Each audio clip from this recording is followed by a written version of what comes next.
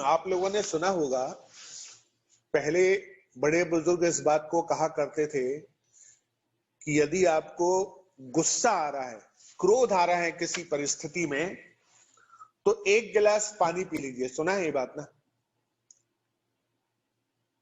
गुस्सा आए तो एक गिलास पानी पी लीजिए। और दूसरा तरीका ये होता था कि यदि गुस्सा आ रहा है तो उस स्थान से थोड़ी देर के लिए चले जाइए। कारण क्या था इसका? ये बड़ा साइंटिफिक है और इसके पीछे कारण ये है कि हमारे शरीर के चारों तरफ एक बायोमैग्नेटिक फील्ड होता है।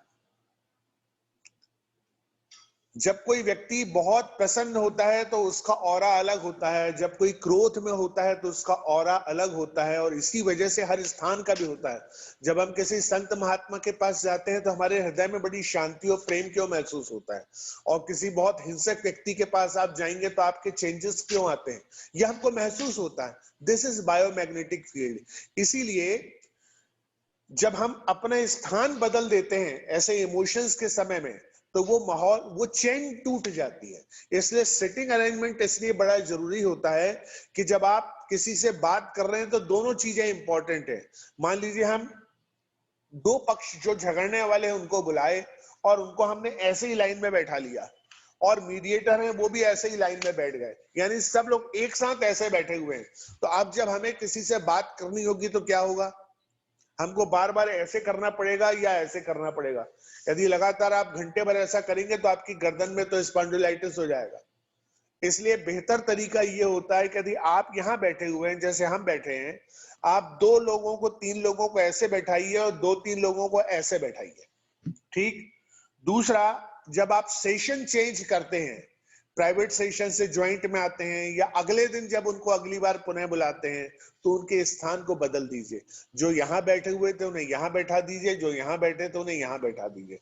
यह आपको सुनने में लग रहा होगा बड़ी साधारण बात है, लेकिन सिटिंग अरेंजमेंट बहुत इंपॉर्टेंट होता है जहां पर हम उनको बैठाते हैं। तो जब हम उनके प्लेस को चेंज करते हैं तो उसके साथ साथ उनके इमोशंस को भी हम चेंज करने का प्रयास करते हैं। और एक बात बड़ी महत्वपूर्ण है, इमोशंस क्यों इतने इंपॉर्टेंट होते हैं? व्यक्ति जब लगातार झगड़े में, विवाद में, टेंशन में, डिप्रेशन में, फ्रस्ट्रेशन में, डिसअपॉइंट रहते हुए बरसों के झगड़े के बाद आपके पास आता है, तो वो सबसे ज्यादा ये नहीं चाहता कि उसकी समस्या क्या है, बल्कि वो ये चाहता है कि उसे जो तकलीफ हुई है उस तकलीफ को आप हमारी सुन लें।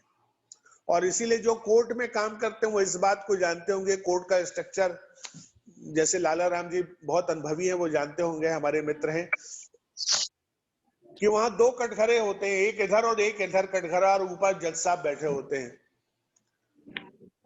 अपनी बात कहने के लिए पक्षकार न्यायालय से या न्यायाधीश से कोई बात कह नहीं सकता, उसके वकील साहब होते हैं, उसकी सारी बात कहते हैं।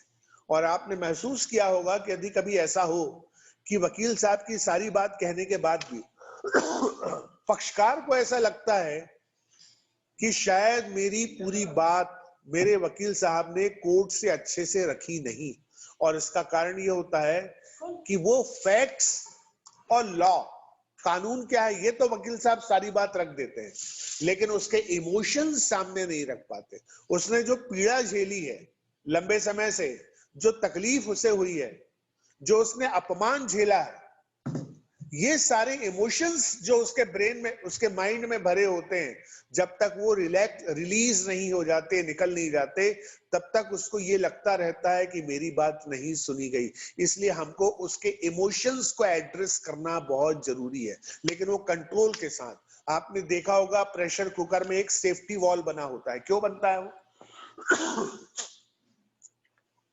सेफ्टी वॉल क्यों बनता है राजेंद्र मीना जी?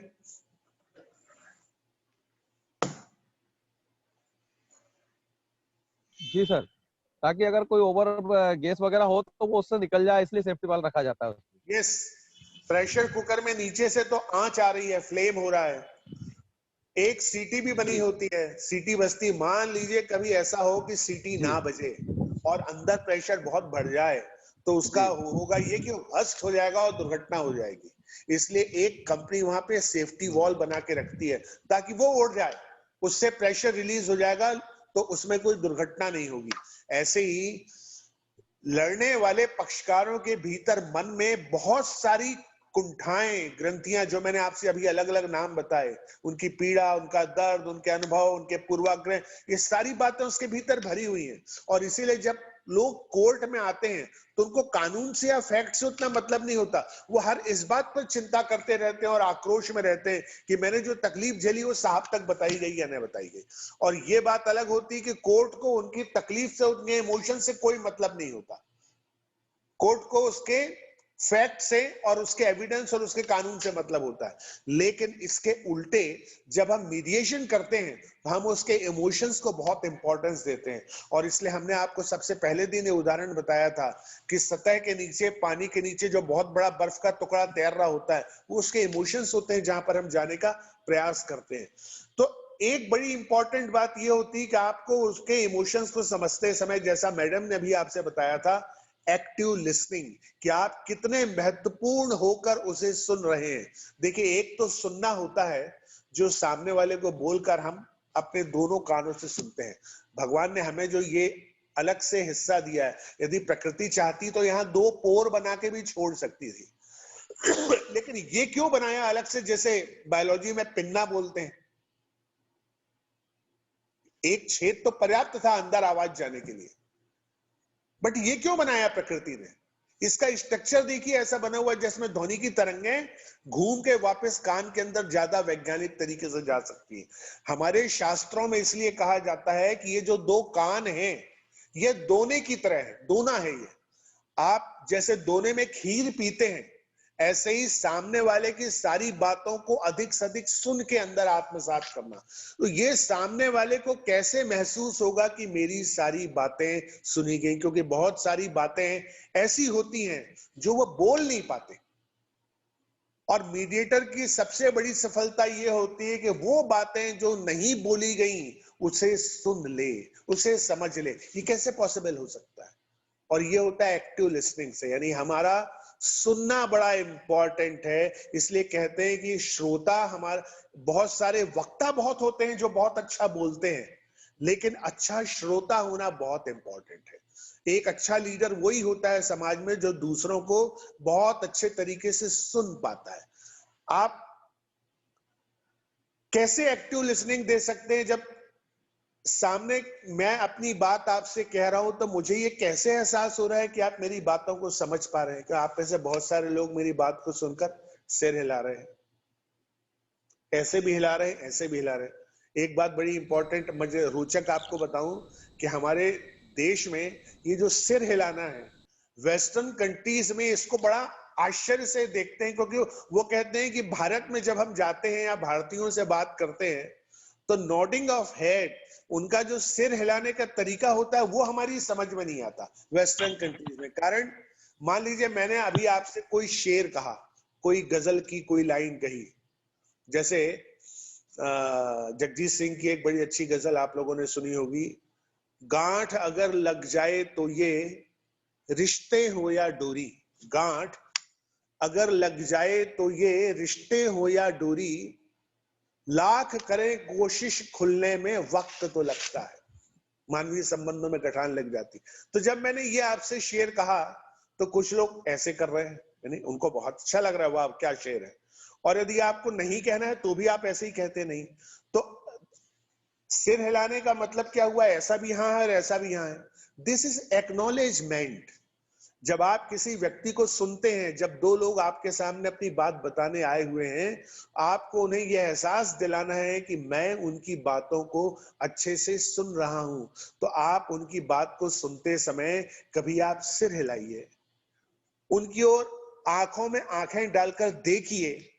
आपके चेहरे में इतने सारे मसल्स प्रकृति ने दिए हुए हैं जो मनुष्य के अलावा किसी को नहीं दिए हैं। हम अपने डॉग को बहुत प्यार करते हैं, डॉगी को, लेकिन डॉगी आपके सामने मुस्कुरा सकता है क्या? कभी देखा? बड़ा प्यारा सा जर्मन शेपर्ड पास में है और वो मुस्कुरा के आपसे बात कर रहा है। आपकी बिल्ली, वो कितनी भी गुस्सा हो, आपको महसूस होता है कि गुस्से में है, लेकिन उसके चेहरे के मसल से पता चलता है क्या? तो ये जो फेशियल मसल्स हैं इसका इस्तेमाल करिए।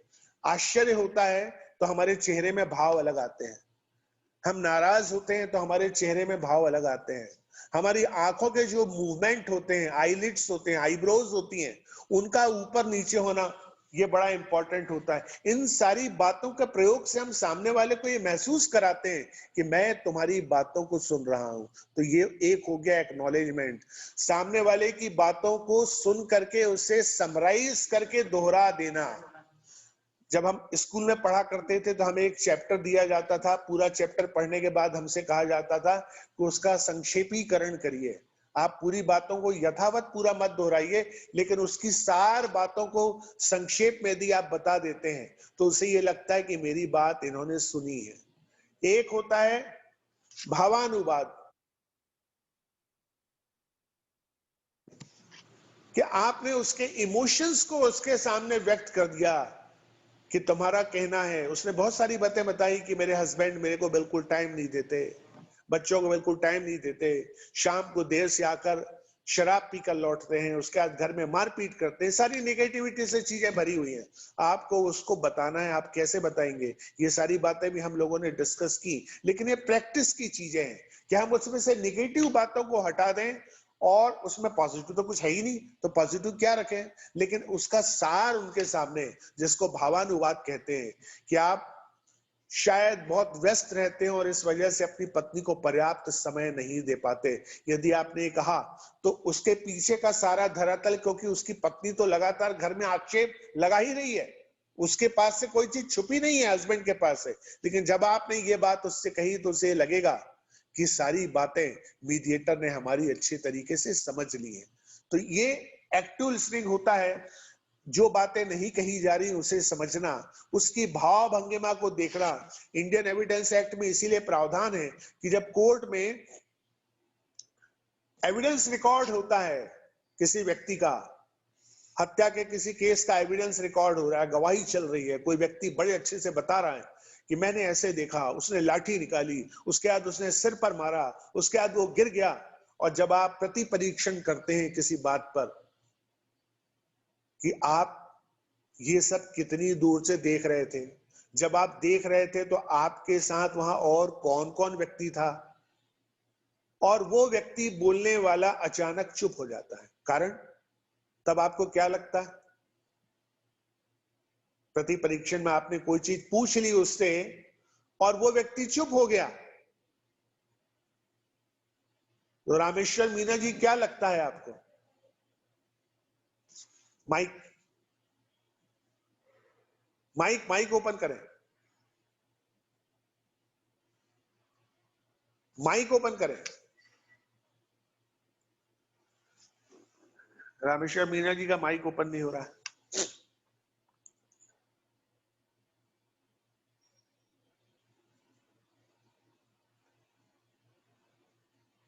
नहीं, तो उस व्यक्ति को यह लगता है कि अरे मैंने जो बताया था वो तो झूठ बोला था, सोच कर बोला था, अब मैं क्या करूंगा? तो आप तत्काल कोर्ट से ये रिक्वेस्ट करते हैं कि उसकी भाव भंगिमा नोट की जाए, उसका डेमिनर नोट किया जाए कि जब ये बात पूछी गई तो गवाह लगातार मौन है या जवाब नहीं दे रहा है। और इसीलिए आप लोगों ने सुना होगा, अभी कुछ समय पहले तो बहुत चला था एनसीबी का, बहुत सारे एक्टर एक्ट्रेसेस गिरफ्तार हो रहे थे, एनसीबी उन्हें पूछताछ के लिए ले जा रही थी, और आप लोगों ने समाचार में सुना होगा बार बार कि इस हीरो से, इस अभिनेता से 8 घंटे लगातार पूछताछ की गई, ड्रग्स के मामले में या किसी मामले में। आपको लगता होगा कभी कि भाई ये 8-8 10-10 घंटे कई कई दिनों तक ये क्या पूछते होंगे, ये लोग ऐसे क्या क्वेश्चन करते होंगे 8 घंटे तक? वास्तव में जब ये पूछताछ इस प्रकार के स्पेशल विंग वाले करते हैं तो प्रश्नों को पूछने के बाद वो उसके शरीर में होने वाले हलचल को देखते हैं। कारण यह है कि साइंस कभी झूठ नहीं बोलता, न्यूरोकेमिस्ट्री कभी झूठ नहीं बोलती।